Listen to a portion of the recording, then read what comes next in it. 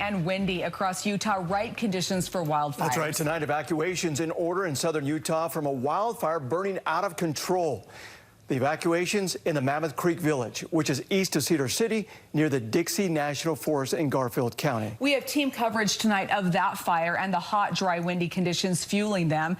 Let's start with news specialist Tanya Dean on the latest on that fire. Tanya?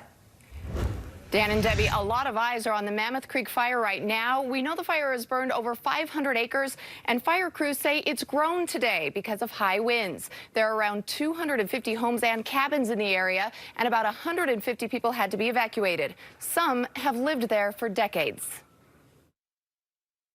The family and myself have built the cabin ourselves.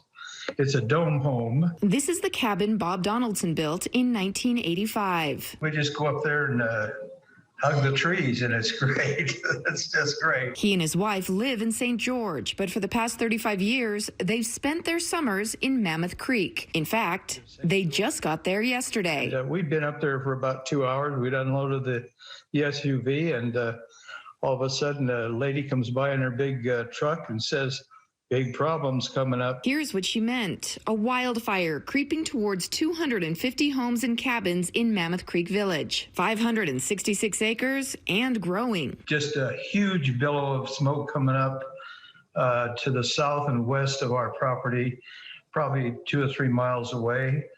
And it's a little scary to see it. At first, it was just a wisp. And then it became much larger. They're getting a line in south of Mammoth Creek Village to stop the fire from entering the town. Fire officials say they've got multiple teams from different agencies fighting the fire. About 100 firefighters are working it from the ground. It's everything from hand crews to fire engines, bulldozers.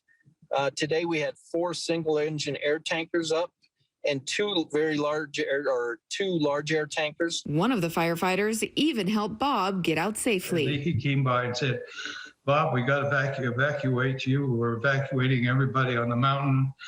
And so he helped us back up our car again, and we drove out. Now, the good news, so far, firefighters have been able to keep the fire away from homes and cabins. Fire officials say no structures have been lost and no one has been hurt. No word on a cause yet, but there was lightning in the area a couple days ago, so investigators are looking into that. Tanya Dean, KSL 5 News. Thanks so much, Tanya.